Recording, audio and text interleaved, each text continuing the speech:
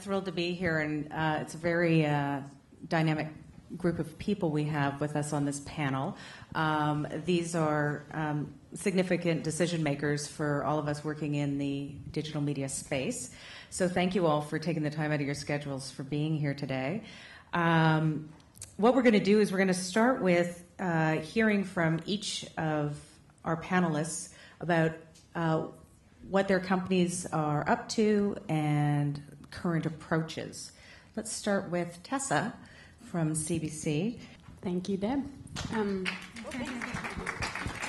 Gotta liven it up too because it's the end of the conference, end of the day on a Friday. So I'm gonna zip through, taking us back last year around this time. Gonna go do a really quick journey of what we've done at the CBC in the past year because it's been a real whirlwind for us, but we've had a lot that we've learned, and I'm happy to talk to any of you. That's my handle up there at Tessa Sproule on Twitter, or you can come up to me after, get my email address. Happy to talk about any of the learnings that we've had in the past year because it has been a real whirlwind. We've built the plane as we're flying it, as I like to say, and I think we can see the end of the other side. We're actually aiming for the runway. I think we're getting there. So at the CBC, we don't make TV anymore. We make experiences for the audience is something that I say a lot. We know how to tell stories. All of us in this room know how to tell stories. Going back to the original part, it was like doing it in front of a fire or one-on-one and one-to-many. We know how to do all this stuff. The audience used to come to us. It used to be predictable. I tried to get a picture of a sheep watching television. I couldn't. I found a cat. So now we have to go to the audience. And wherever they are, if that's YouTube, it could be Facebook, it could be wherever they are, however they want it, with devices in their laps. The audience as the network is something that I've been thinking a lot over the past year, and social is the new remote control.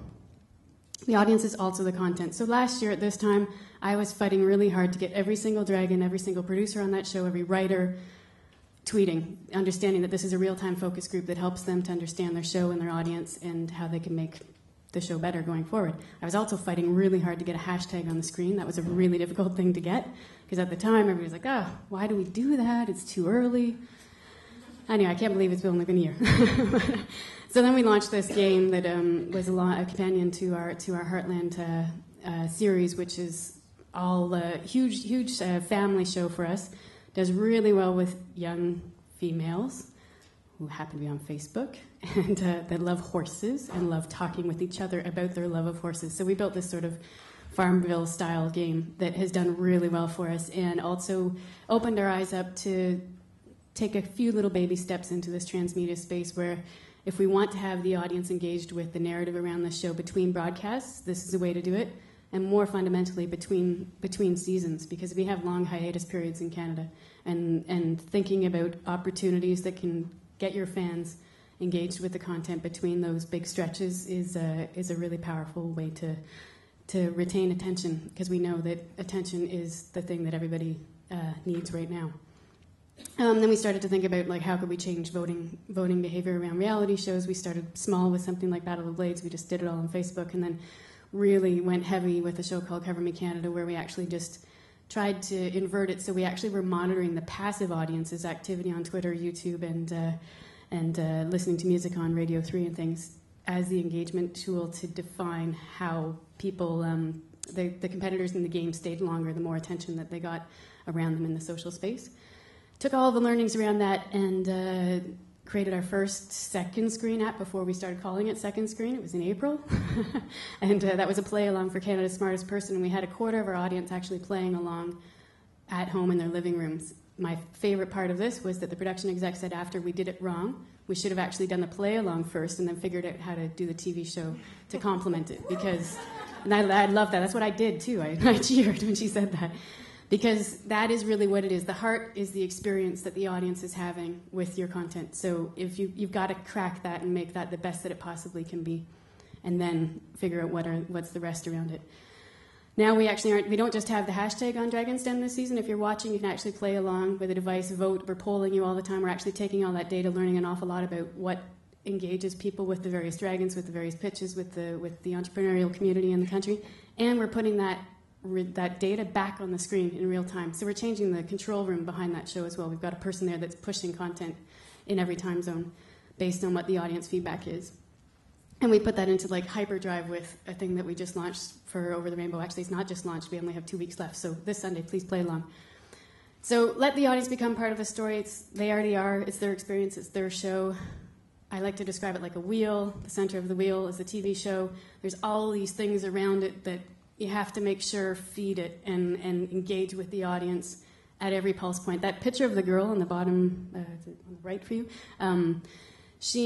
we actually reached out to our most engaged fans and did interviews with them to talk. This has just happened this week, to talk with them about what they liked and didn't, because we're going to learn from that to inform things like what we do with Hockey Night in Canada. I know that you wouldn't think that casting Dorothy has anything to do with hockey, but it does, because it's the way that people behave around the experience on the various screens. So it's not about making digital content, it's about making content for a digital world because of this. This is a picture of a guy in Washington, University of Washington, his son, and their friends watching Super Bowl 2012. And that's just really telling, that image. I don't know what the one guy in the back is not even looking at anything. And then this is our control room in the back with dragons, and it looks very much like that for Over the Rainbow as well. And I'm getting like anybody that I can from conventional television to come and sit in and watch that, because I don't want this to be this is not a digital control room. This is going to be the regular control room going forward. Because we don't make TV anymore, we make experiences. Thank you. All right, I'm going to bump it up here and ask John Taylor, who is Senior Director for Bell Media Digital. Talk about where Bell Media is going. Thanks, Deb. That was a great presentation, Tessa. Thank you for that.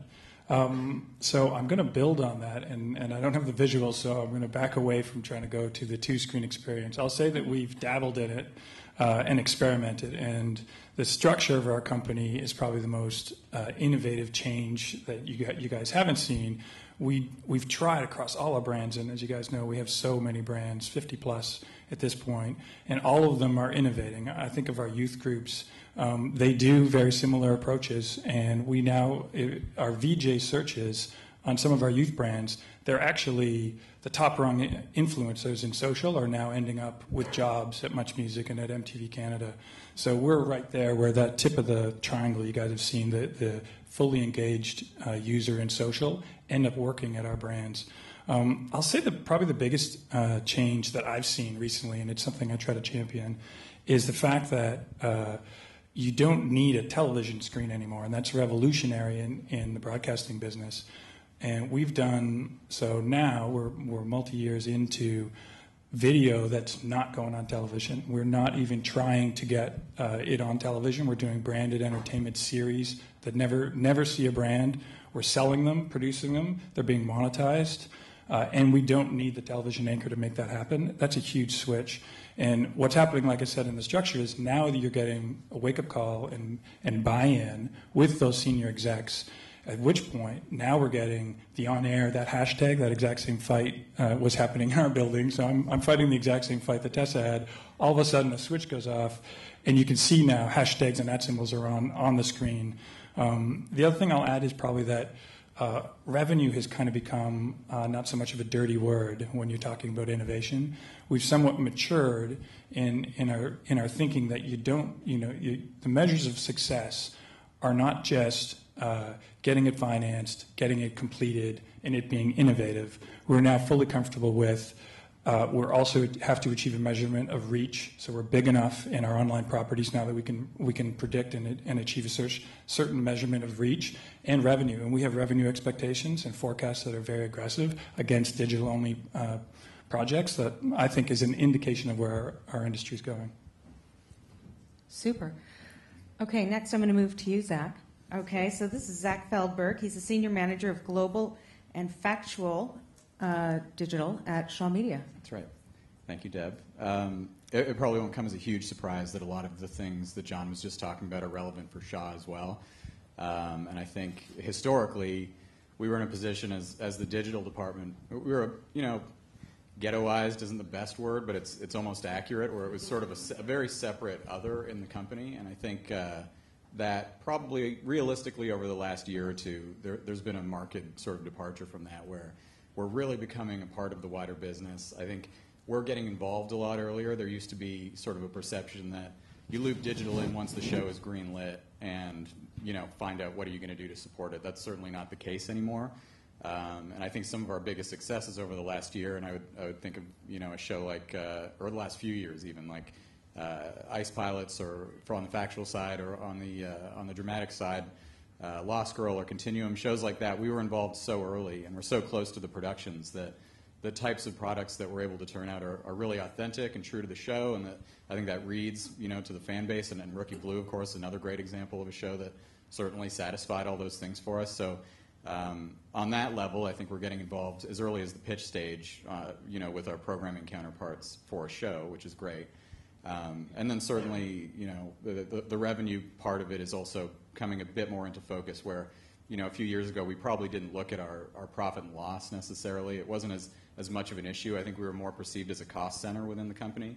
And that's certainly not the case anymore either, where, there's still an element of that. That's still part of what we do every day. We, like a marketing department, there are certain things that we have to do to help promote the show, but it's also a business unit, and there are certain expectations associated with that. So that's more and more coming into focus for us, and more of a priority on the bigger projects that we do. Not the only one, but a big one. So that's kind of where we're at right now. Super, thank you. Okay, we do not have your clip. I'm so sorry to tell you, my dear. But next, I'm going to introduce you to Ravi Singh. He is the Director of Interactive at Knowledge Network. Ravi, could you talk to what's happening at Knowledge? Well, first of all, I'd like to know who here has heard of Knowledge Network. Okay, great. So I always like to think of us as the little broadcaster that could. Unlike my colleagues up on the stage, I mean, we operate on a $10 million budget per year. So we are lean. We're lean, of which 40% of our funding actually comes from donors. So we are a truly viewer-supported public broadcaster, of which 70% of the programs that actually appear on Knowledge are coming from our donors. So I think whenever we talk about our digital strategy, I mean, we're doing a lot of the things that we can do with the funds that we have, getting, of course, into social. Our biggest innovation as of late is really taken off is the Any Screen, Anytime. Actually today, and I tried to push my team to get here just for this presentation, was we've fully launched probably 80% of the shows that you see on Knowledge are now on mobile. So if you visit m.knowledge.ca or m.knowledgekids.ca, if you have Wi-Fi, you can watch almost HD quality, full-length programs that'll load up within seconds, really. So we've been working on really trying to go where we're meaningful, which is it's about access to this province, and that's something that we hold very true to our heart, being a public broadcaster. We basically also just acquired another channel last year, which is BBC Kids. So we're also working on really trying to figure out what kids between the ages of 8 and 17 love to do, which I still don't have a clue. But yeah, we're doing a lot of interesting things. I think probably every not only broadcaster up here, but big brands that I've talked to, anywhere from Starbucks to Macy's to I was at a conference in Chicago last week. And everyone talks about engagement. But one of the most interesting things that I heard is it shouldn't be a goal, it's an outcome. So what is it that you're really trying to do to engage your audience? We just recently ran a survey with about, I think it was about a population sample of about 5,000 people. And a lot of people just said, yeah, we just want to watch.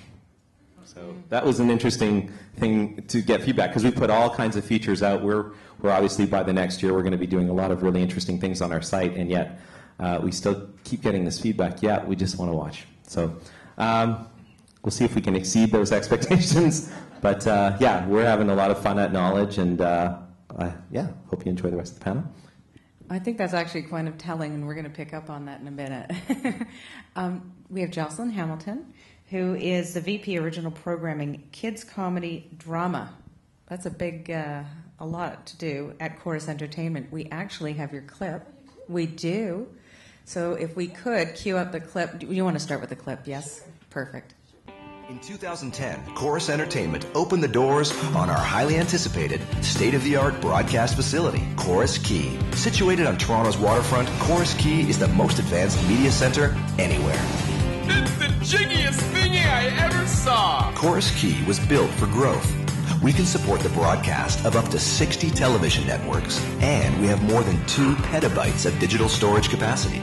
That's enough to store every movie ever made, or all of the academic research libraries in North America. Brainiac idea. Corus is prepared to deliver content in any format to any platform with speed and efficiency.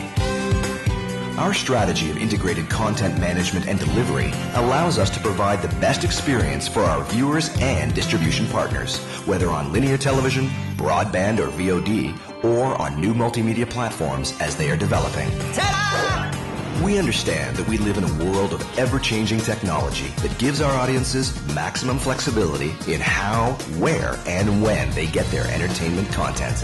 Corus is dedicated to meeting that need both now and in the future.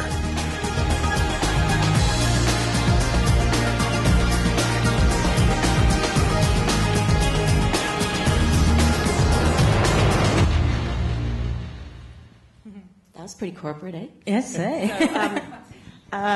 So at Corus, my job is on the original programming side of things. But to Tessa's point, again, we're not making TV anymore. We're making content that should be able to expand to every platform. A screen is a screen is a screen. And so I cover 3 different verticals. One is the pay and premium vertical, one is the women's vertical, and one is our kids and family vertical. And in all 3 of these verticals, as mass as we are, it's very niche, which is important from a digital standpoint and from a building of community standpoint. And so for each of those different verticals, there's a very different strategy. I'll start with the pay. On the pay and movie side of things, there's a very loyal fan base and a very loyal subscriber base. It's the kind of thing that in today's world, when you send out an email, no one ever responds. In the broadcast side of things, you hardly have any click-through on that. But on the premium and pay side, we get almost like a 75% response. So it's huge because people are very engaged and they love their movies, they love their HBO series and Game of Thrones and things like that. And so we have a very engaged fan base already. And so the type of things we're going to do on a digital side in pay is very different than perhaps what we'd be doing on the specialty side. And yet we have a smaller subscriber base and so a smaller amount of people that we're actually talking to. On the women's side, which includes on the pay side, it's Movie Central and HBO Canada. And on the women's side, it's W, Oprah Winfrey Network, and Cosmo.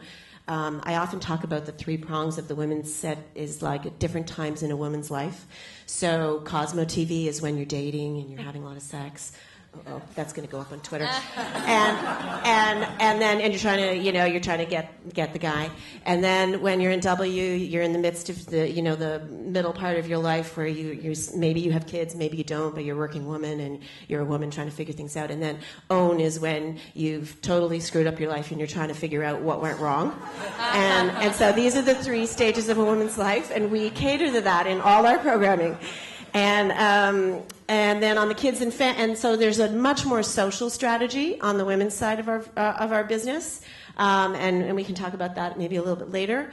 Kids and family, that our audiences and the kids and family have never known a world without the internet. Mm-hmm. They've never known a world without YouTube. They've never known a world where you had to pay for anything. This is completely down to a 2-year-old on Treehouse. They're completely capable of running of an iPad. If you've ever seen them do that, they're completely capable of doing many things that even we adults are incapable of doing or are still learning how to do. And so we really cater to that community in a very different way than we do almost everything else because it's innate. They are a huge community. They love to get involved. They want to participate. And so the television format is a very passive experience. And so it's up to us to make that not a passive experience anymore.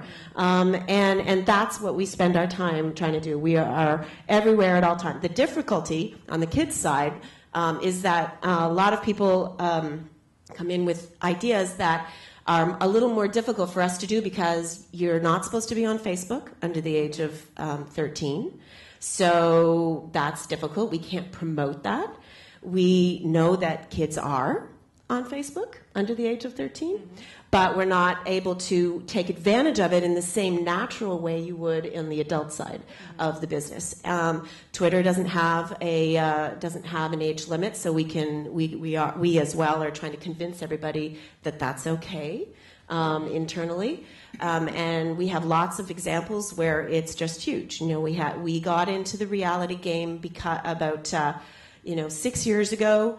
And the exponential growth over that time has been incredible to see, and engagement in that way, and a community, and the involvement in all forms, all platforms, and all forms of social media, and it's way more than the adult side. The numbers are way more. So it's a very exciting time for us. We just have to, like others here, convince everybody to let go of the fear and to be able to utilize storytelling, characters, and community building as the crux of it all. Perfect. Thank you. I'd like to ask any of you, if you would, to respond to, is there a distinction now between digital media and convergent projects, or is it...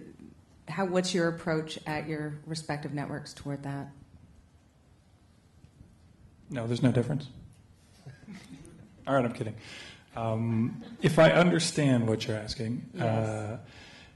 Our approach, it hasn't changed. I guess it has changed because kind of what Zach was saying, the digital part's no longer ghettoized. It's something we think of from the beginning.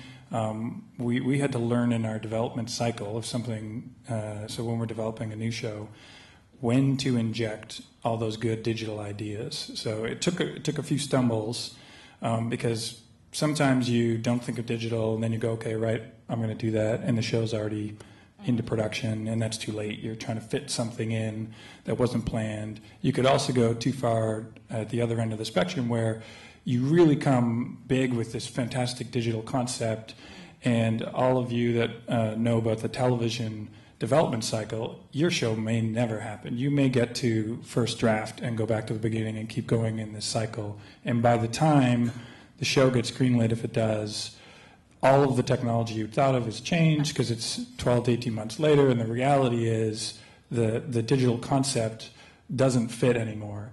So we basically mapped out the steps and came up with a process by which we could when to inject how much thought into the digital concept around a show that was traditionally convergent, if that makes sense. Mm-hmm. Does that help? Yeah. Does anybody else want to add to that? I'll just say it's different on different genres too. Like on the scripted side, absolutely, that's exactly what it is. On the unscripted side, I think just because the churn is faster and the timelines are different, I think it's been easier for ideas to come in that in development actually have a real, like you can smell it, whether or not it's going to make sense to really go and do something big, or if it's something that will do a little bit around. Yeah. Would you say that on the unscripted side, it's almost not a development process? Like I can find in our world, they're all, when it's unscripted, digital has to be part of it. It's nearly always baked. If it's an existing unscripted program or if it's something new, it's always digital because that unscripted format just lends itself to it. So. Mm-hmm. Now, John, you said that at Bell Media you are developing content that is strictly for online, right? Yeah. I'd like to hear a little bit more about that because that may pertain or be relevant to some of our audience. Is anyone else doing that? Tessa, no? No. Okay. Some, Zach? Little. And what about you, Jocelyn? Yes. Okay. But okay. So here's a complication of our regulated system, and that is that if we want to do something solely online, content solely online, it does not count towards CPE, which is Canadian Production Expenditure, which networks like ourselves we're regulated to spend. And so if it doesn't count towards that, it's very difficult to allow it to have it become a priority. Right. So then everything ends up attaching to a linear element. It is my hope that we can go down a road where we can have content live on other platforms and commission content more and more there because it's just another screen. Right. It's still Canadian content. Right. And John, how is it then Bell Media circumvents that or finds a priority for it? Well, we kept it a secret, and now it's public. So, so for us, that is a measurement of that's a requirement, an obligation that needs to happen. But I'd say we reached a certain threshold of size, right? So when Bell Media as a whole, right, all our digital properties, we're the number 2. If we were a single brand, it's the number 2 video streaming network in Canada, second only to YouTube. And so that's an industry stat. But what it gave me was the ability to say we're big enough to do originals. We can do something and just put it online. And we know that we can steer enough traffic into it and pull the levers to make it successful. And our pure benchmark was reach, innovation, and revenue. And we can achieve those now, but I think we had to hit a certain threshold of size, right? Not all of our brands have the size, just that UV ball, to be big enough. So there's a certain size you need to reach. And then for us, it was real innovation. You guys probably think of this as well, but we talk about it as an incubator. That's not a new concept. But I firmly believe that there's very soon you're going to see something that's a digital only, and I mean we have seen it, but you're going to see something that we weren't even thinking about for TV, and it ends up on TV as a second, but it doesn't require TV to be financed, to be funded or to be successful. It's actually then it starts fulfilling CanCon requirements, and it's already paid for. So all of that stuff's gravy. I just wanted to add. I mean, I think. For us, we've talked about this for years, about the idea of doing some kind of, pilot program and an incubator or something that starts online and perhaps bleeds into a linear program at some point, or maybe it doesn't. And I think, the new Bell Fund initiative that came out this year for the pilot program was very interesting and something that we certainly looked at from a digital and a programming perspective. Because I think there was an appetite to sort of subvert the pilot process for us, and it's something we're really interested in. By the same token, from a digital perspective and just a sheer revenue perspective, it always felt like a challenge because we had access to reams of long-form video of, you have Glee and, Last Resort and all these huge shows on Global and the huge dramas on Showcase and factual stuff on History. So when you already have that, it's hard to sort of follow that muse to create some original stuff that is challenging from a revenue standpoint. So I think looking at these funds and different ways to find value in these projects, which we're really starting to do, we might start doing a little bit more of that, and it's certainly something we talk about a lot. Did you want to add anything, Ravi? Yeah, I just think for us it's really been the opportunity with our kids' environment. Now, of course, we're really dealing in the preschool environment with knowledge kids, but I think a lot of it has to do with the IP that you own and what you're able to do with it. So certainly around our kids' characters, we see a lot of parents interested in in approaching us, asking us for that kind of content to just appear online. So we see this. I think just the model kind of moving for kids to that offering. I think that's kind of where we're at with it. Okay. Could you talk to really what the changes that you've seen in the last 12 months with respect to your companies and the approach to projects now and more what you're looking for? I can go first. In our place, so we became a vertically integrated company, and if I was championing, so I've been at CTV Gold Media for a decade now, and I was the digital guy who was trying to get attention and say we should do more in mobile and we should do more, and we became vertically integrated, and man, did it make my job easier. So because all of a sudden mobile was extremely important and we had to be there, so it greased the wheel. So from culturally speaking, a couple things changed. We as a company became much more focused on platforms and technology than we had been in the past outside of traditional broadcasting, and with that came the buy-in from all our brand leads. So all the senior vice presidents in charge of a particular television channel now are very interested and supportive of all of the crazy little digital lab projects that have become official. And that's that result that we're all talking about, where you can see it now on TV. It used to be very difficult. You were fighting for promo time or lower third time in a show to point to digital. Now it's the promo department coming going, why haven't you told me what that sentence is for Wednesday? And we need to be, we're plugged right into the machine at this point, and it's a wonderful experience. I always like to describe it that now the company's realizing my vision, and that's great. Well, that's kind of promising. How about you, Zach?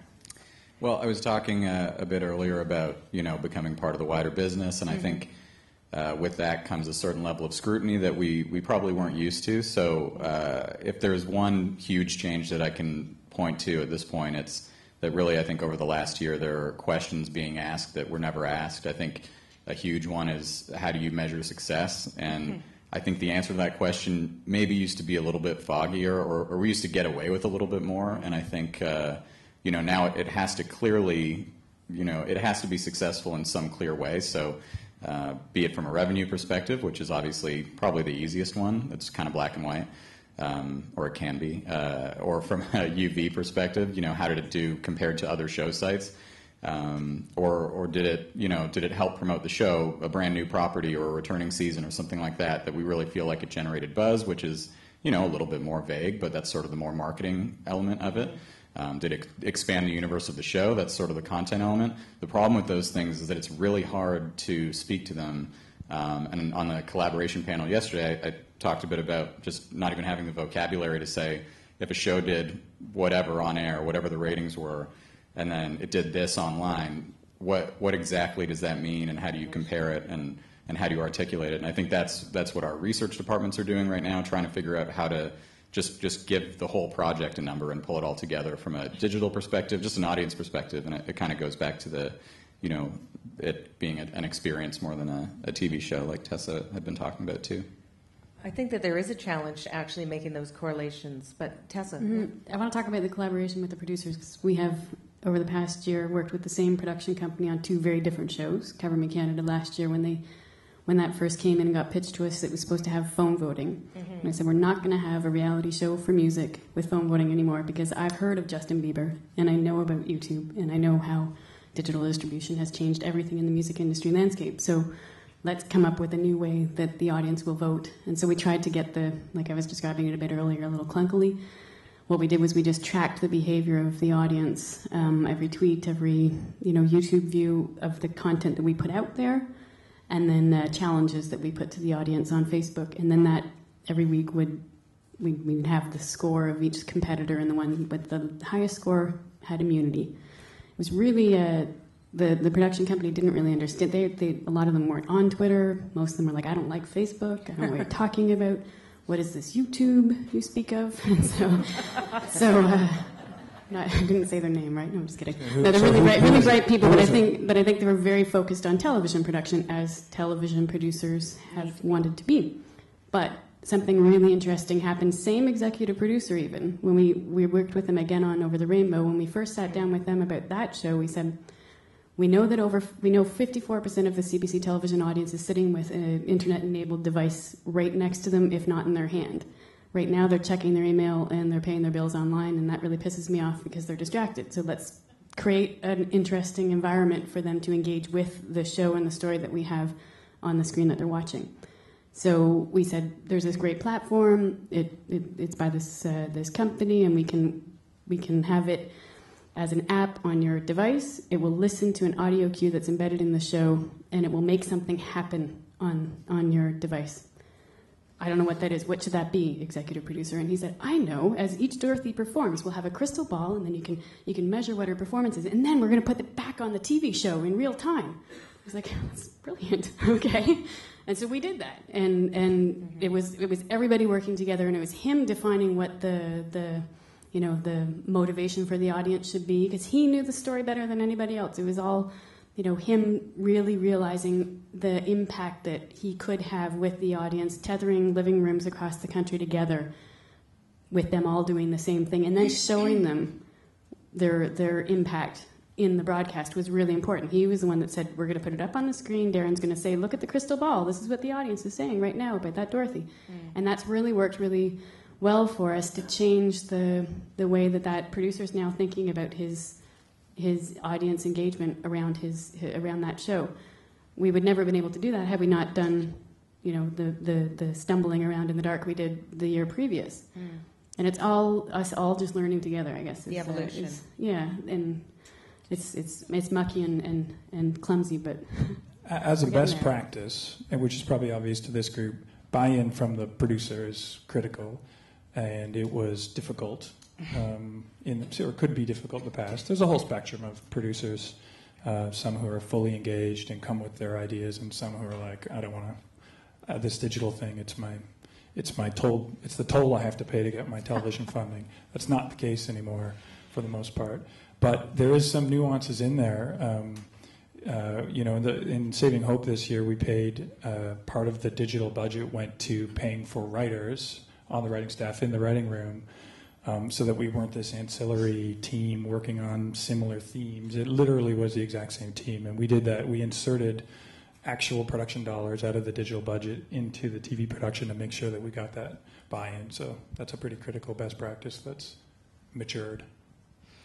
I'd like us to, we don't have a lot of time because we want to leave the floor open for some questions. If we could summarize maybe some of your top learnings of the past 12 months, could you name me one or two? Ravi? I think, getting to the point of, I think, social media, one of the things that, in addition to figuring out the ROI around social media and what does a like mean and how do you truly measure engagement, I think one of the things that we're finding more and more is that we don't own our brand anymore as much as we think we'd like to own our brand. The audience owns the brand. And I think that's something that we've been struggling with because we want to, of course, give our voice and make sure that the audience understands who we are. But as we see, whether it's a show or it's an online initiative or something that we're doing, we find that the audience engagement often dictates how our brand is evolving as opposed to how we're trying to evolve it. So it's an interesting thing with of course, having all of these fans or likes or so on and so forth. So that's kind of one of the biggest changes that I've seen. That's a significant paradigm shift. Okay. Tessa or Jocelyn? Yeah, I would just say a couple of learnings over the last year. Advertisers are starting to believe that there's value in getting involved in the other platforms. It's a hard run. I think someone was saying this morning they're usually 2 years behind us. I would say it's a little more than that. It's very tough to get them to believe there's value in that. But that's changing. In the last year, I've noticed some change there, which is great because that's where we've really got to be able to move to. Second, that a year ago, on the kids' side anyway, a year ago, kids weren't on Twitter, really. It sort of started more as an adult thing. But in the last year, like all of a sudden, this huge surge with Twitter in the kids and teens in particular have all of a sudden taken it up. Maybe Facebook's getting boring for them, I'm not sure. But and then the third thing would be that what's been fantastic from a producer-broadcaster relationship is that producers are really proactively managing their brand. More and more. And so in the last year, for instance, they are monitoring and really actively involved in their stars or themselves, posting on Facebook daily, if not more than once daily, on Twitter regularly, and keeping it up even past the time that your show has gone on. So it's sustaining your brand all the time and being regular, and we need that partnership with our producers to be able to help us with that. We do our part, they'll do their part throughout the year, so it's even beyond the time, and that's actually a really big ask in that producers past the time that they've maybe shut down their production still have to keep the voice going, and they've been great at doing it. We've had Mr. Young, which is shot out here in Vancouver. Today's their last day of shooting the third season, and the stars all tweet every day. The Facebook page all every day. They each have their own. They're great ambassadors for the show, and a lot of that is their own personal time, and that is part of the community. And I've just noticed a big shift in the last year to 18 months. Tessa? I'll say to that too. Nothing terrifies me more than the fact that social is the new remote control, and that all I'm hearing about is Game of Thrones when it's on. It's good for some people. Right. For us.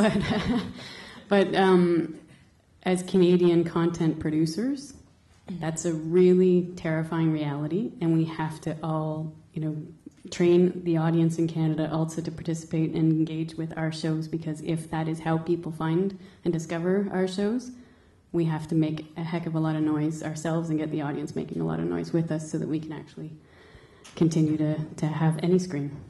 Mm-hmm. Under learnings, I'll put challenges, things that keep me up at night. So two right at the top of my head would be meaningful measurement. So we are still, as an industry, all of us are missing away. So yes, the advertisers are coming and they're more interested. We still have those challenges of actually how to measure cross-platform, etc. So if someone has got the solution in this audience, you're going to be very successful. And I'd like to talk after the show.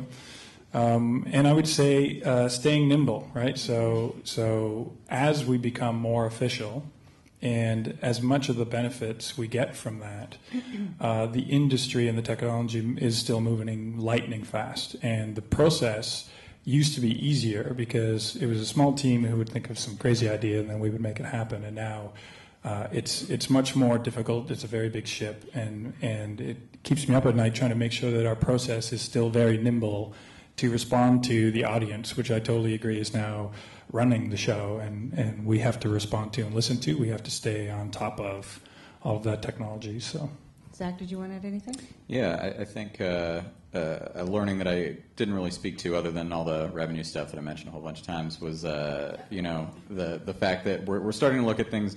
Our network brands, and probably it's like this at any broadcaster, is they're very much it's a very hit-based economy. So if you have a Canadian original show that's a hit for you, and it's maybe 13 episodes long, that's a few months of great traffic associated with it, and then it dips, and then it's over, and then you're waiting for the next show to start up. And we try to fill those gaps, but I think a lot of the things we're looking at doing, especially associated with linear programs, are there are things that are going to be there all year and support the audience and the fan base all year.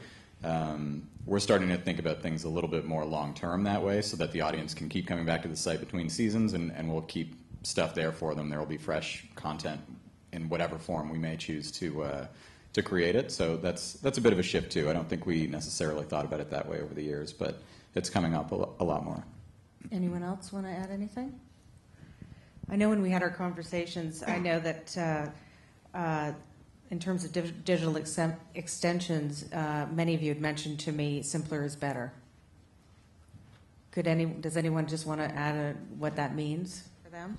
I could just add something there. Like I think the temptation sometimes when you get a new program, especially from a producer that's bringing the program to the table that just got a 13 episode order or something, wants to do everything, a game, an app, a website, any possible extension of the show. And I think it's probably our job as digital media executives at these networks to help them focus and find their strength.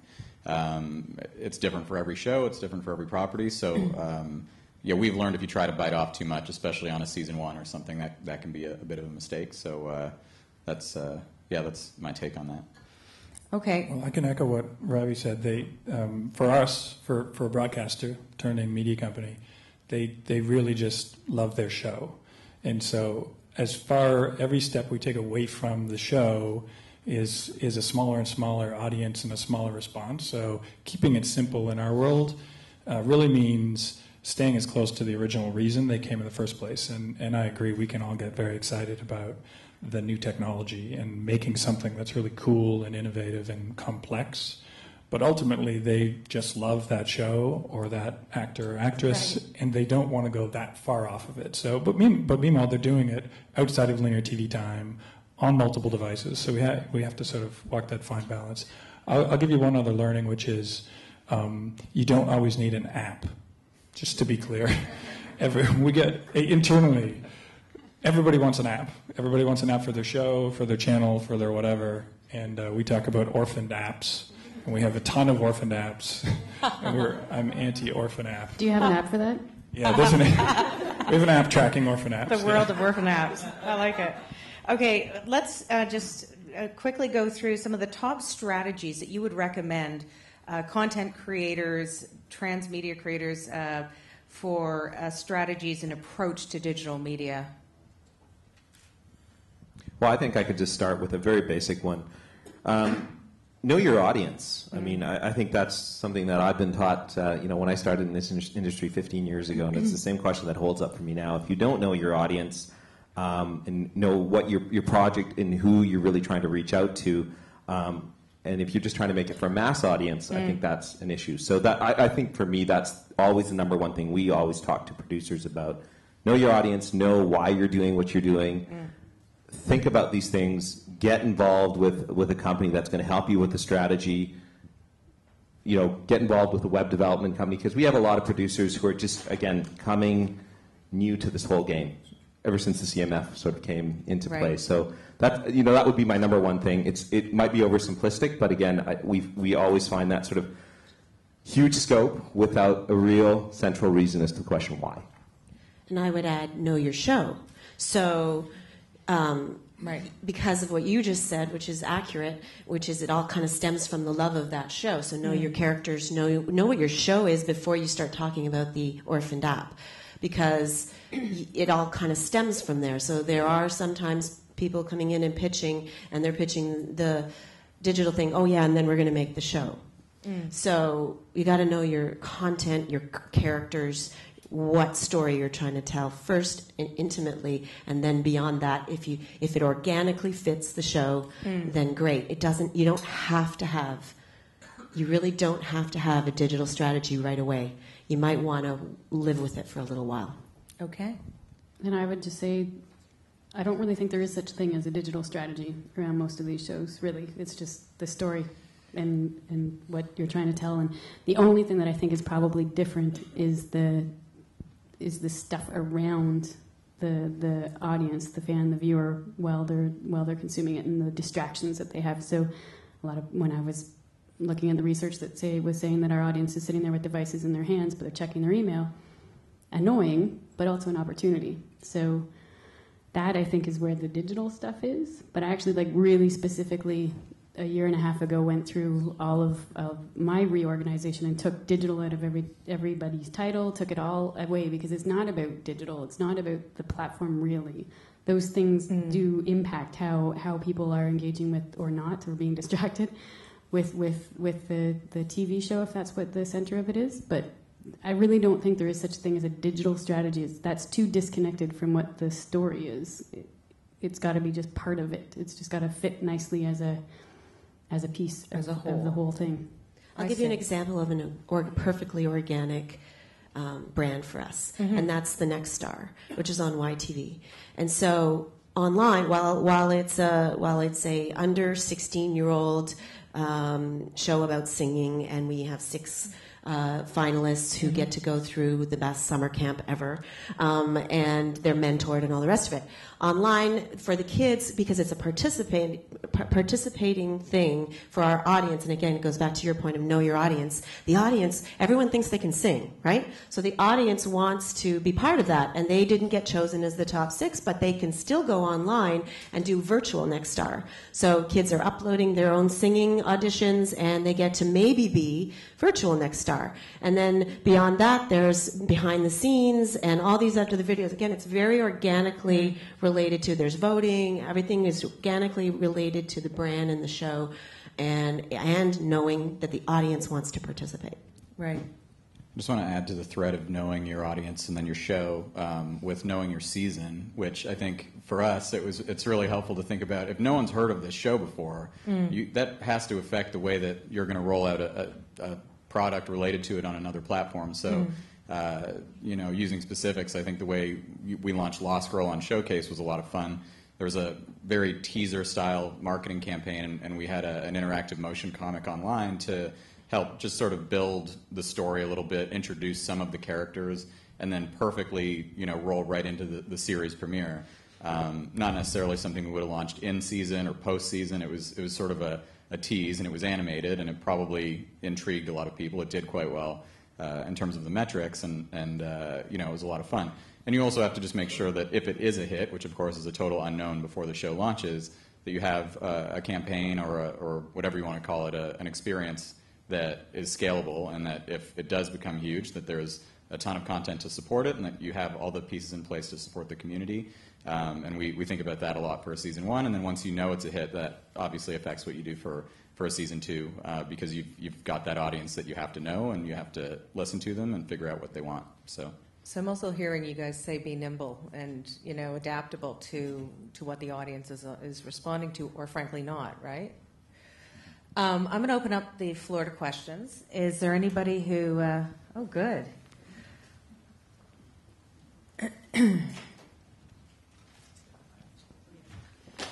I have a question for Jocelyn about that uploading that kids were doing.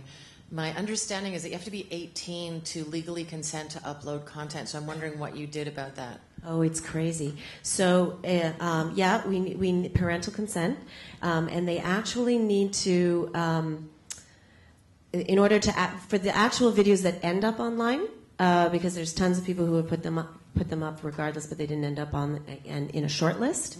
They actually have to fax in today's. They actually have to fax parental consent in if they're going to be up online. So it's just the winners. You didn't automatically post things. From We didn't kids, post right? every single one, but there's an automatic parental consent form that goes with their uploading. Yeah, so the process is relatively legally sound. It does involve faxing, which is spectacular. No, ours does too, but it's ridiculous. But due to funding constraints, we use carrier whatever budgets.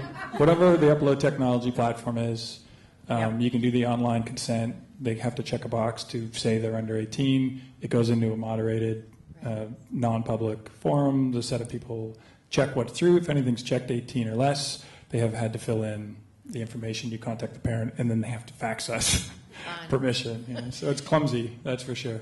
And Jocelyn, do you have any stats on Twitter for under 12? Or is it just more older? Of how many people? Yeah, is it? Well, no, but I can tell you that on Mr. Young, there's 11,000 followers, and that's a 6 to 11 series. There's lots of teens though that are also big fans. So we have about 11,000 official followers. A lot of other people just are part of that fan base. Next question. One of the people yesterday mentioned that one of the real future, business models would be as content aggregators. And I was wondering if any of your organizations have looked forward and thought about becoming content aggregators. Do you mean like a portal? No, more like similar to the Vimeo and the YouTube, but you all have brands already, a kids program, the 3 Women channels, for example, the CBC with the CanCon. Is there any thought being given to all the content that people are creating out there in the way of webisodic television in becoming sort of a place of where you can go to see these sorts of things? Let me see if I can help answer the. So in one respect, it is what we are, right? So TSN is a sports content aggregator, and you go there because you get a slice of all of your favorite sports things, etc. But okay, well, I guess what I'm asking is, instead of worrying about the sort of so-called professionally produced stuff, is there something out there that you're just looking at? The anybody produced stuff. Yeah. Yeah, we actually. But more in line with specifically to what your particular brands are all about, I guess, is the question. Right. We actually, just to follow Zed from many, many, many years ago. It came up twice here. Yeah. That's crazy. Last year, it was about 2 years ago, we actually launched a project with universities called Art Shuffle, and that was where we're getting students to submit short films that they had done anywhere from 5 to 10 minutes, and then actually broadcasting them on air after. So these weren't necessarily professional pieces. We had a number of schools working with us. We've since taken it down, but within a year, I think we had about 1,500 to 2,000 films that were just appearing on the site. So that was one initiative that we tried out. I would say that we do that now too. With it has to be motivated by something. There's got to be a box. There's got to be some sort of clear reason why people are doing it. So we have campaigns like Live Right Now or things like that where we're already doing that. And we're talking with funding agencies too about, like, we do have a brand and we've got a lot of shelf space. Is there some other way that we can feature content that, because we don't commission original online right now, just because, I don't know if you've heard, but the CBC's in financial trouble. But I do think that for a public broadcaster, though, and I know I heard the conversations yesterday about broadcasters will die and will shrink away. There is a role for a national public broadcaster, because there is a public dialogue that has to happen, has to continue, and there is a way for that to live and breathe and be continuing on for, I can't imagine a time when we don't have that, because there is something about the collective consciousness that everybody does have some sort of need at certain times to get together and understand that we're all in it on the same level at the same time, and we're all dealing with this together. Can I add in that the way we approach it is with a curation filter. So if I think of our news division and citizen journalism, and we have a My News brand where the users are the ones that are doing the reporting and the news, our value proposition in there, right? Because they can upload it to YouTube. There's places that are doing that. Maybe it's not genre specific.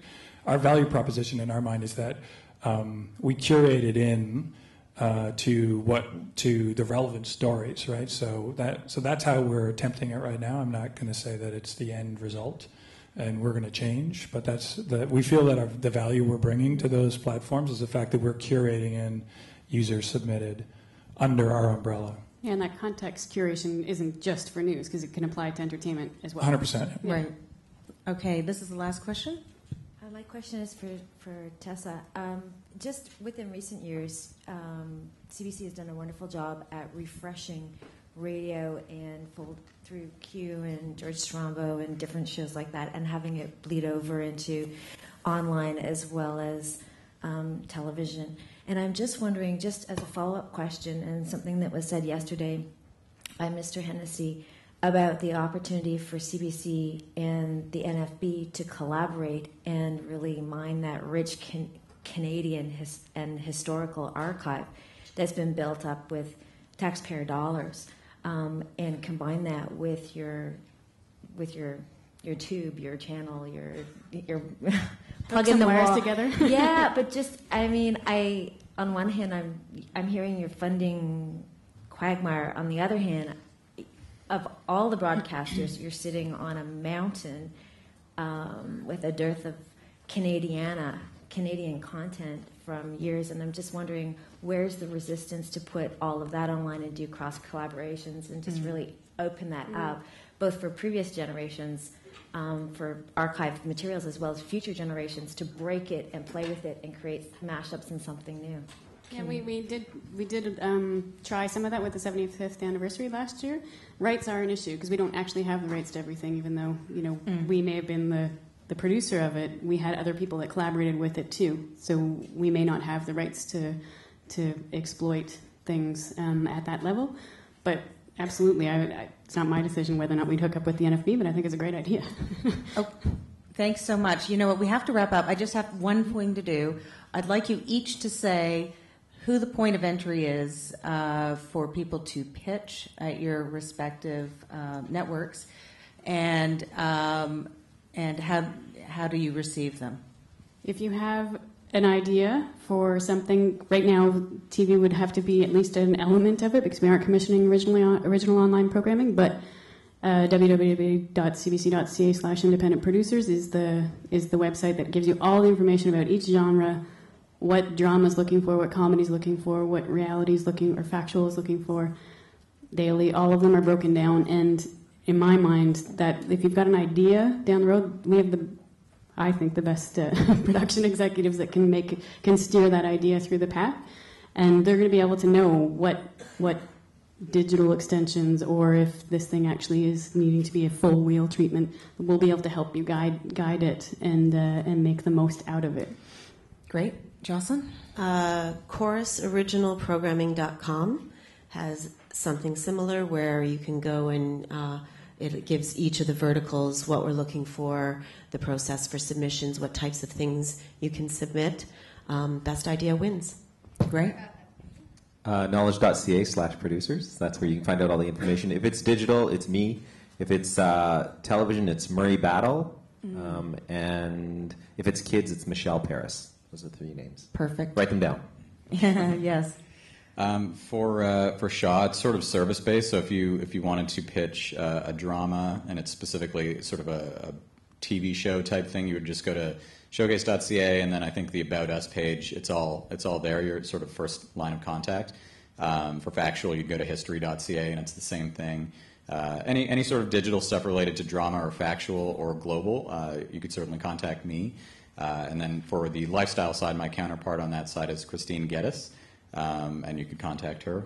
I won't give her email address out, I guess, but maybe you can contact me and I could give it to you or something like that. But that's your contact there.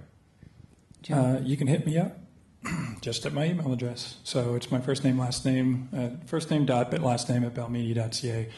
In truth, we tried to formalize it a few times heading into Banff, and honestly, or MIP or wherever. And the good ideas come from everywhere. It doesn't seem to matter. So I do the digital part. Our TV guys get theirs pitches. Some people are pitching web only into the TV guys. I get TV show pitches, even though I would, So what we do is we get together once every 2 weeks and collectively talk about everything that came our way. And I would recommend being patient because we get hundreds of pitches. But the truth is, we are open and interested in good ideas coming our way anyway, and you can hit me up directly. Well, thank you. I want to thank you all for taking the time to be here, and thank you guys for showing up.